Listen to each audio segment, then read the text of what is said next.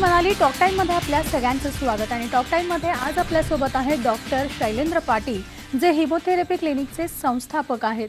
Laser हिमोथेरपी याचे ते specialist आहेत. लेझर हिमोथेरपी म्हणजे काय किंवा त्यांचं एक आपण म्हणूया त्यांची स्पेशालिटी जी आहे ती म्हणजे अवघड आजार आणि सोपे उपचार पद्धती. आपण थेट डॉक्टरांकडे जाणार आहोत. डॉक्टर आपलं टॉक टाइम मध्ये खूप मनापासून स्वागत. आणि जसं आता प्रेक्षकांना हे ऐकूनच खरं तर हायचं वाटलं असणार आहे कारण अवघड आजार आणि सोपी उपचार पद्धती म्हणजे नेमकं काय? आपण लेझर हिमोथेरपी हा उपचार करतो. ही उपचार पद्धती बाहेरून दिली जाणारी आहे. अतिशय शास्त्रशुद्ध पद्धतीने गेल्या 50 वर्षात प्रचंड संशोधन झालेली अशी ही पद्धती आम्ही भारतात आणलेली आहे. लेझर हिमोथेरपी म्हणजे काय हे आधी मी तुम्हाला सांगतो कारण आपण पहिले 3 एपिसोडमध्ये आधीच्या भागात वेगळे विषय आपण हाताळले. म्हणजे लेझर हिमोथेरपी काय आहे, कसं काम करते ह्याबद्दल आपण माहिती दिलेली आहे. जे नवीन प्रेक्षक आहेत त्यांकरता परत आपण एकदा सांगूया की आपल्या शरीरामध्ये वाहणारं रक्त ज्या ठिकाणी असतं म्हणजे रेडियल आर्टरी आणि अल्नर आर्टरी ज्या ठिकाणी डॉक्टर लोक तुमची नाडी बघतात, मनगटाजवळ ह्या रक्तवाहिन्या असतात, तर त्या ठिकाणी आपण लेझरची किरणं सोडतो वाहणाऱ्या रक्तावर. आणि त्याचबरोबर आपण नाकाची जी त्वचा असते त्या खाली जे वाहणारं रक्त असतं त्यावरही आपण लेझरची किरणं सोडतो.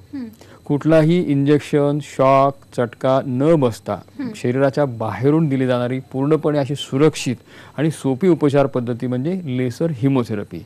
हिमो म्हणजे रक्त आणि थेरपी म्हणजे उपचार. वाहणाऱ्या रक्तावर लेझरने केले जाणारे उपचार म्हणजे लेझर हिमोथेरपी असं त्याचं स्वरूप असतं साधारणपणे. आपल्या मनगटाजवळ ज्या ठिकाणी हे असतो रेडियल आणि अल्नर आर्टरी असतात त्या ठिकाणी आपण असं छोटंसं लेझरचं डिव्हाइस असतं तर ते आपण मनगटाजवळ घड्याळाप्रमाणे बांधतो आणि त्या ठिकाणी त्याची रचनाच अशी केलेली असते की ऑटोमॅटिकली ती जी किरणं आहेत ती त्या ठिकाणी ऑन केल्यानंतर आपण थोडं प्रेक्षकांना पण दाखवूयात म्हणजे त्यांना पण या पद्धतीने आपण ती लेझरची किरणं मनगटावर सोडतो. जेव्हा हे मशीन ऑन होतं त्यानंतर त्या ठिकाणी असे लाल रंगाचं किरण तुम्हाला दिसतात बघा. बरोबर. आणि याचबरोबर आपण नाकामध्ये सुद्धा त्याचे किरण सोडतो आणि साधारणपणे 30 मिनिटं आपण हा ट्रीटमेंट घेऊ शकतो. ही ट्रीटमेंट तुम्ही झोपूनही घेऊ शकतात, बसूनही घेऊ शकतात. त्याच्यानंतर दिवसभरात तुमचा जो काही फावला वेळ असेल त्यावेळेत ते तुम्ही घेऊ शकता. तुम्हाला लाल रंग दिसत असेल तर ह्या पद्धतीने अतिशय साध्या आणि सोप्या पद्धतीने आपण ही ट्रीटमेंट देत असतो. साधारणपणे अर्धा तास आपण ही ट्रीटमेंट देतो. दररोज 1 वेळा 2 वेळा आपण ही ट्रीटमेंट देतो. ज्या पद्धतीचे आजार असतील त्या पद्धतीने आपण ही ट्रीटमेंट फॉर्म्युलेट करत असतो. ओके. आता ही जी ट्रीटमेंट आहे खरं तर ही उपचार पद्धती आहे लेझर हिमोथेरपी. म्हणजे साधारण कोणकोणत्या आजारासाठी आपण कशा पद्धतीनं ती उपचार पद्धती घेऊ शकतो? लेझर हिमोथेरपी आपण जी करतो त्यामुळे रक्तातला कचरा साफ होतो. अगदी सोप्या भाषेत सांगायचं म्हणजे रक्तातला कचरा साफ होतो पहिली गोष्ट. दुसरी गोष्ट रक्तात वाहणाऱ्या पण जिवंत असलेल्या ज्या काही पेशी आपल्या शरीरामध्ये आहेत या सर्व पेशी उत्तेजित होतात, स्टिम्युलेट केल्या जातात. हा दुसरा फायदा. आणि तिसरा फायदा शरीरामध्ये वाहणाऱ्या रक्तामध्ये ज्या काही टोटिपोटेंट स्टेम सेल्स असतात त्याही या लेझरच्या किरणांमुळे उत्तेजित होतात आणि त्या योग्य ठिकाणी जाऊन त्यांचं पुनर्रचनेचं काम करू शकतात. आता साधारणपणे आपण मेडिकल सायन्समध्ये जे बघतो ट्रॅडिशनली ज्या उपचारांना ज्या आजारांना आयुष्यभर उपचार घ्यावे लागतात असे जे काही आजार आहेत म्हणजे डायबेटीस, ब्लड प्रेशर, डायबेटीसची कॉम्प्लिकेशन्स, हृदयविकार, अस्थमा, ॲलर्जी, सोरायसिस, संधिवात, पार्किन्सोनिझम, पॅरालिसिस, अर्धांगवायू, अल्झायमर्स, स्मृतिभ्रंश म्हणतो आपण त्याला, मायग्रेन, त्यानंतर डोकेदुखी, अर्धशिशी ह्यासारखे असंख्य प्रकार जे रक्तात वाढलेल्या कचऱ्यामुळे मॅनिफेस्ट होतात ते सर्व आजारांवर या लेझर हिमोथेरपीचा अतिशय चांगल्या पद्धतीने उपयोग होतो. जसं आता तुम्ही ज्या आजारांची नावं घेतली खरं तर हे आजार खूप मोठे आजार आहेत. याच्यामुळे पेशंट आणखीन खरं तर त्याच्या मनात भीती निर्माण होते. परंतु तुम्ही जसं म्हणालात की झटपट उपचार पद्धती आहे जी कमी वेळात सुद्धा आपण घेतली जाते तर हे कशा पद्धतीने होतं शक्य? नाही, ही झटपट उपचार पद्धती नाही, ही कॉम्प्लिमेंटरी मेडिकल सिस्टीम आहे. लेझर हे अत्याधुनिक तंत्रज्ञान आहे. ज्या डॉक्टरांना किंवा ज्या तज्ज्ञांना या विषयातलं सखोल ज्ञान आहे त्या लोकांच्या मार्गदर्शनानुसारच ही ट्रीटमेंट घ्यायची असते. ओके. आता ट्रॅडिशनली आपण हे जे काही आजार मी सांगितले, हे जे काही आपण ट्रीटमेंट करतो, आपल्या प्रत्येकाच्या घरात हृदयविकार, diabetes, paralysis, blood pressure, asthma ह्या आजारांचे पेशंट असतात. बरोबर. सर्वांचा अनुभव असा आहे की आपण ॲलोपॅथीची जी औषधं घेतो ती आपल्याला आयुष्यभर कायमस्वरूपी घ्यावी लागतात. कारण त्यामुळे काय होतंय की सिम्प्टोमॅटिकली आपण फक्त तेवढाच एलिमेंट ट्रीट करतो, त्याच्या व्यतिरिक्त आजार बरा होण्याकरता त्याचा फारसा उपयोग होत नाही. त्यामुळे आम्ही लेझर हिमोथेरपी जे करतो, लेझर हिमोथेरपीनं बेसिक रक्ताचं शुद्धीकरण जे होतं, त्यामुळे हृदय आपला रक्ताचा ऑक्सिजन आणि ग्लुकोजचा पुरवठा करण्याची जी क्षमता आहे त्याची जवळजवळ 24 ते 28% वाढ होते. 24 ते 28% वाढ होते. त्यामुळे मेंदूचा, हृदयाचा आणि आपल्या शरीरातल्या सर्व पेशींचा हा जो काही व्हायटल फोर्स आहे हा वाढण्यात मोठी मदत मिळते आपल्याला.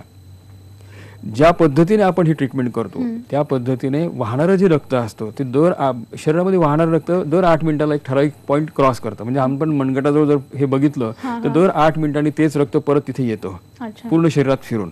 त्यामुळे जरी आपण ट्रीटमेंट या ठिकाणी देत असलो तरी सुद्धा हे ट्रीटमेंट केलेलं रक्त शरीराच्या कानाकोपऱ्यात फिरून परत त्याच ठिकाणी येतं. अर्ध्या तासात आपण साधारणपणे 4 वेळा त्या रक्ताला उद्दीपित करतो आणि ते रक्त शरीराच्या कानाकोपऱ्यात पोहोचतं. म्हणून लेझर हिमोथेरपीचे जे फायदे आहेत ते डोक्यापासून ते पायाच्या बोटांपर्यंत जे काही व्याधी असतील किंवा आजार असतील त्यामध्ये आपल्याला चांगल्या प्रकारे दिसू शकतात. ओके. पण मग ही जी उपचार पद्धत आहे ही कुठल्या वयोगटासाठी आहे का? त्यासाठी काही मर्यादा असतात का? साधारणपणे लेझर हिमोथेरपी ही आपण 14 ते 16 वर्षाच्या पुढे 90-92 वर्षाच्या व्यक्तीपर्यंत पण वापरू शकतो. 14 वर्षाच्या खाली आपण लेझर हिमोथेरपी वापरायचा सल्ला देत नाहीत, कारण आपण नाकामध्ये जी लेझरची किरणं ठेवतो किंवा लेझरचं जे डिव्हाइस आहे हे आपण पोर्टेबल असतं, तर हे लहान मुलांना त्रासदायक ठरू शकतं. कधी चुकून डोळ्यामध्ये जर ती डायरेक्ट किरण गेली तर त्यांना डोळ्याला अपाय होऊ शकतो. म्हणून आपण विदाऊट पॅरेंट्स कन्सेंट लहान मुलांना आपण ही ट्रीटमेंट देत नाही. या व्यतिरिक्त ज्या लोकांना ब्लिडिंग टेंडन्सी आहे, म्हणजे रक्त न गोठणे किंवा ज्याला ब्लिडिंग टेंडन्सी म्हणजे हिमरेजिक टेंडन्सी म्हणतो आपण, त्या लोकांमध्ये हे वापरू नये. ज्यांना ऍक्टिव्ह एपिलेप्सी आहे, म्हणजे फिट्सच्या एपिसोड ताज्या आहेत, अशा लोकांमध्ये आपण ते देत नाही. ज्यांच्या एपिलेप्सीच्या फिट्स ज्या आहेत, एपिसोड्स जे आहेत ते डिलेड झालेले आहेत, त्या लोकांमध्ये मात्र याचा एक्झॅक्टली चांगला वापर होतो आणि एपिलेप्सीवर याचा चांगला परिणामकारक उपयोग होऊ शकतो. तर अशा पद्धतीने आपण ते कॉन्ट्राइंडिकेशन आणि इंडिकेशन ठेवतो. जगामध्ये आतापर्यंत जवळजवळ 40 ते 50 वर्षापासून लेझर विविध प्रकारे माणसांमध्ये वापरलं जात आहे. कुठल्याही प्रकारचे साईड इफेक्ट किंवा दुष्परिणाम लेझरमुळे आढळून आलेले नाहीत.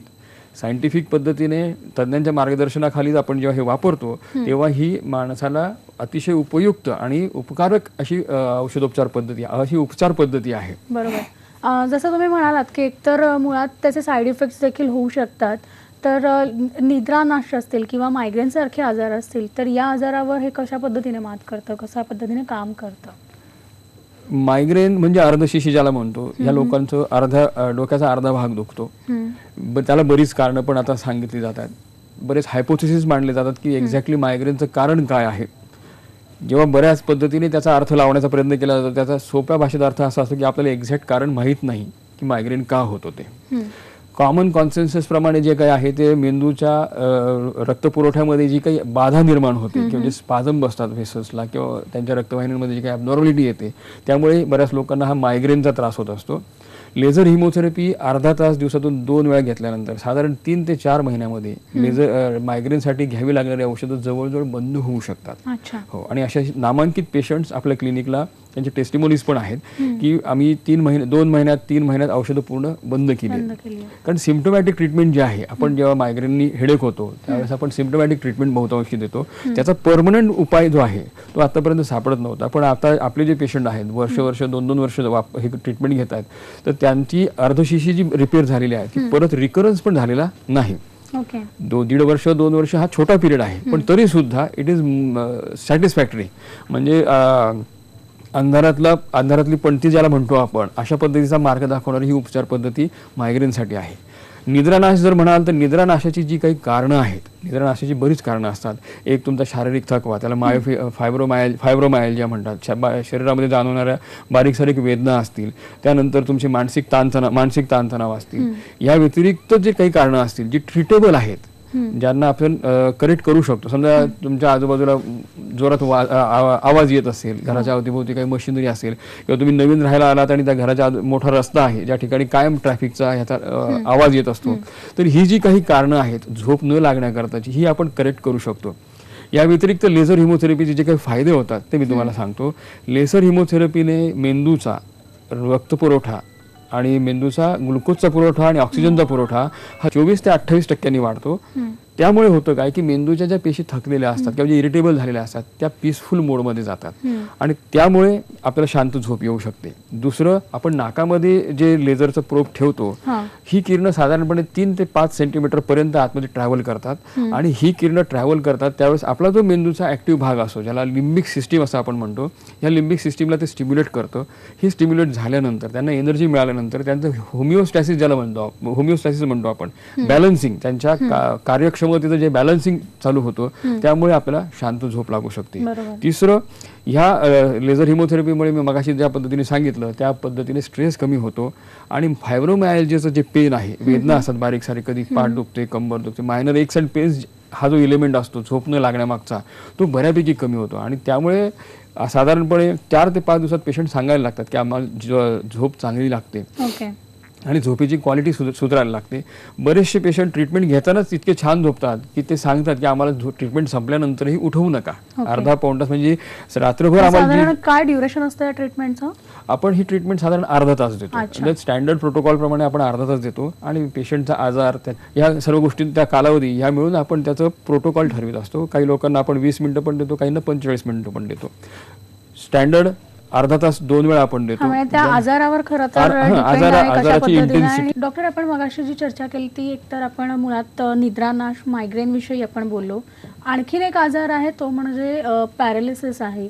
तर या पॅरालिसिससाठी सुद्धा ही उपचार पद्धती आहे, तर ती कशा पद्धतीनं कार्यरत होते? आणि मुळात आपण आता जर ही ट्रीटमेंट कोणी घेत असेल तर मग अशा वेळेला जे गोळ्यांचे उपचार असतील किंवा इतर कोणती ट्रीटमेंट चालू असेल तर ती चालू ठेवावी की बंद करावी? आता आपण पहिले पॅरालिसिसचा विषय घेऊया. पॅरालिसिस जो होतो, अर्धांगवायू ज्याला आपण मराठी भाषेत म्हणतो, याची बेसिकली 2 मेजर कारणं असतात. एक, तरुण वयामध्ये जे होतं, एक तर रक्तवाहिनी फाटली, फुटून त्याच्यातला रक्तपुरवठा डायव्हर्ट होतो आणि मग पुढचा ब्लड सप्लाय बंद पडतो, त्यामुळे होणारा पॅरालिसिस, त्याला हिमरेजिक स्ट्रोक असं म्हणतात. आणि याचा दुसरा प्रकार म्हणजे रक्तवाहिनीमध्ये गुठळी तयार होते. जसं हृदयाच्या रक्तवाहिन्यांमध्ये अडथळे तयार होतात, गुठळी तयार होतात, रक्तवाहिनी ब्लॉक होते, तशी मेंदूची रक्तवाहिनी जर ब्लॉक झाली तर त्याच्यामुळे होणारा स्ट्रोक जो आहे त्याला एम्बॉलिक स्ट्रोक असं म्हणतात. आपण लेझर हिमोथेरपी जी आहे तिचा उपयोग करताना आपल्याला 2-3 गोष्टी लक्षात ठेवायच्या आहेत. की पहिले, जे काही थ्रोम्बोटिक स्ट्रोक आहे, रक्तवाहिन्यांमध्ये होणाऱ्या गुठळ्या किंवा रक्तवाहिन्या नॅरो होण्यामुळे जे काही स्ट्रोक येतात किंवा पॅरालिसिस होतो, त्याच्यासाठी ही अत्यंत शास्त्रशुद्ध सायंटिफिक पद्धतीने काम करते. जे सॉफ्ट क्लॉट्स असतात किंवा सॉफ्ट हे असतात, थ्रोम्बा, एम्बोला असतात, ते साधारण पहिल्या 10-15 दिवसात मोकळे स्वच्छ होऊन जातात. त्यानंतर अथेरोस्क्लेरोसिस, आणि हा जो प्रकार असतो तो 3 ते 6 महिने या पिरियडमध्ये क्लीनअप होतो. आणि आर्टेरियोस्क्लेरोसिस जर झाला असेल, कॅरोटिडमध्ये किंवा वरच्या रक्तवाहिन्यांमध्ये जर झालं असेल, ते 6 ते 9 महिन्याचा पिरियड घेते. हा पहिला भाग. पॅरालिसिसमध्ये जेवढ्या लवकर आपण ही ट्रीटमेंट चालू करू लेझर हिमोथेरपी, तेवढ्या लवकर त्याचे रिझल्ट्स फास्ट येतात. कारण एकदा रक्तपुरवठा बंद पडल्यानंतर जितके दिवस तो बंद राहील जितका उशीर होईल तितक्या त्या मेंदूच्या पेशी ज्या असतात त्या डॅमेज होत चालतात. एकदा पेशी डेड झाल्या की त्या कुठल्याही ट्रीटमेंटनी परत जिवंत होत नाही. आपण जी लेझर हिमोथेरपी देतो तिच्याने दुखावलेल्या, निपचित पडलेल्या, आजारी पडलेल्या, शुष्क झालेल्या पण जिवंत असलेल्या, ज्याला व्हायबल असं म्हणतो आपण, या पेशी परत कार्यरत होण्याची आपण अपेक्षा ठेवू शकतो. लेझर हिमोथेरपीनं ज्या पद्धतीने ज्या एरियामध्ये पेशी पूर्ण डेड झालेल्या असतील त्याच्या आजूबाजूच्या ज्या काही निपचित पडलेल्या, दुखवलेल्या पेशी असतात त्या रिकवर व्हायला मदत होते. जेवढा ट्रीटमेंट चालू करण्यामध्ये, लेझर हिमोथेरपी चालू करण्यामध्ये उशीर होईल तेवढे रिझल्ट त्याचे कमी येतात. दुसरी गोष्ट, लेझर हिमोथेरपीचा उपयोग आपण 2 प्रकारे करू शकतो. एक तर ट्रीटमेंट करण्याकरिता, आणि दुसरी गोष्ट परत हे पॅरालिसिसचे अटॅक येऊ नये, त्याला प्रिव्हेंटिव्ह आपण असं म्हणतो, हा सुद्धा महत्त्वाचा घटक असतो.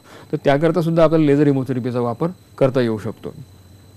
आता तुम्ही दुसरा जो प्रश्न विचारला होता की बाबा लेझर हिमोथेरपी बरोबर बाकीच्या औषधांचं काय, इतर औषधांचं काय करायचं, तर आता एक लक्षात घ्या की आपण ॲलोपॅथीमध्ये जी औषधं वापरतो ती पहिले 8 ते 10 दिवसाकरता इमर्जन्सीमध्ये जी वापरली जातात, रक्ताच्या गुठळ्या डिझॉल्व्ह करण्याकरता किंवा मेंदूचा पुरवठा वाढवण्याकरता ही जी काही औषधं आपण वापरतो ती बंद न करता त्याच्याबरोबर आपण ही लेझर हिमोथेरपी घेऊ शकतो.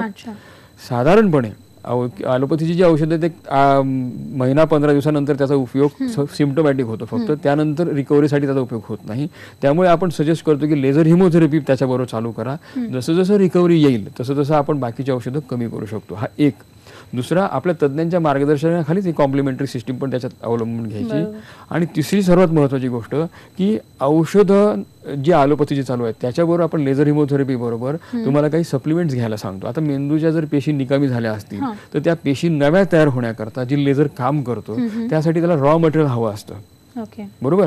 रॉ मटेरियल असेल तरच आपण काहीतरी प्रॉडक्ट तयार करू शकतो. तसंच शरीरामध्ये रॉ मटेरियल अवेलेबल असेल, विटॅमिन्स असतील, मिनरल असतील, कोएन्झाइम्स असतील, कोलॅजन सिंथेसायझिंग फॅक्टर्स असतील, तर ही जी हे आहे हे डॉक्टरांनी सांगितलेल्या पद्धतीने लेझर हिमोथेरपीवर घेणं आवश्यक असतं. म्हणजे जेणेकरून लेझर हिमोथेरपीचा पूर्ण 100% फायदा आपल्याला करून घेता आला पाहिजे. पण लेझर हिमोथेरपी जी आहे ती मुळात ह्याचं एक टेन्युअर असतं ना की लॉंग टर्मसाठी आहे का, की पुन्हा कालांतरानं काही दिवसानंतर काही महिन्यानंतर तुम्हाला ती ट्रीटमेंट परत घ्यावी लागते, असं काही आहे? नाही, लेझर हिमोथेरपी जी आपण वापरतो तिचा उद्देश नीट लक्षात घ्या. हे जे मी तुम्हाला आता आजार सांगितले हे सर्व आजार आपण पेशंटनी स्वतः समजून घेतले पाहिजे. हे आजार का होतात, कशामुळे होतात, काय केल्याने कमी होतात, काय केल्याने वाढतात, हे तुम्ही स्वतः समजून घेतलं तर तुम्ही ह्यामध्ये अतिशय छान पद्धतीने पार्टिसिपेट करू शकता. लेझर हिमोथेरपी ही कॉम्प्लिमेंटरी सिस्टीम आहे. म्हणजे तुमच्या सध्याच्या ज्या उपचार आहेत त्याच्याबरोबर आपण सायमल्टेनियसली ही करतो. आपला उद्देश असा आहे की औषधं गोळ्यांशिवाय तुम्हाला जगता येणं शक्य व्हावं, हा लेझर हिमोथेरपी क्लिनिकचा मेन मोटो आहे. आपण सायमल्टेनियसली जेव्हा ही ट्रीटमेंट करतो तेव्हा आपले जसे जसे पॅरामीटर्स नॉर्मलला यायला लागतात तसंच आपण गोळ्यांवरची डिपेंडन्सी कमी कमी करायला सांगतो आणि तेही त्यांच्या डॉक्टरांच्या सल्ल्यानुसारच. जेव्हा आपण एका ठराविक स्टेजला येतो, जेव्हा आपण बॉडीचा बॅलन्स परत मेंटेन करतो, त्यावेळेस आपण त्याच्या पुढे जी काही फॉर्म्युलेशन केलेली आहे की जे शिस्त लावलेली आहे आयुष्याला किंवा आपल्या वागण्या बोलण्याला, खाण्यापिण्याला, म्हणजे सगळ्या गोष्टीची जी काही शिस्तबद्धता लावलेली आहे ही आपण कायमस्वरूपी मेंटेन करणं आवश्यक असतं. म्हणजे रोजचा रोज व्यायाम केलाच पाहिजे, प्राणायाम केलाच पाहिजे, जे काही आहाराच्या सवयी आपण बदलायला सांगितल्या त्या बदलल्याच पाहिजे. ह्या सगळ्या गोष्टी केल्या तर तुम्हाला परत परत आजार होणार नाहीत. एक. दुसरी गोष्ट, जे काही मेटाबॉलिक आजार आहेत तुम्ही खाणं पिणं तर काही बंद करणार नाही. तुमचा आजार बरा झाला की तुम्ही खाणं पिणं बंद आहे असं तर होत नाही. खाणं पिणं आपलं चालूच असतं. त्याच्यातली पथ्य कुपथ्य आपण तुम्हाला समजून सांगितलेली असतात. परत जर तुम्हाला त्या पद्धतीने त्रास झाला तर आपण परत 2-4 वर्षांनी ती ट्रीटमेंट घेऊ शकतो. सर्वात महत्त्वाचं, या ट्रीटमेंटला कुठलाही साईड इफेक्ट नाही. जसं आपण गाडी नवीन घेतल्यानंतर गाडीचा स्पार्क प्लग नावाचा एक पार्ट असतो जिथे कचरा जमतो, बरोबर.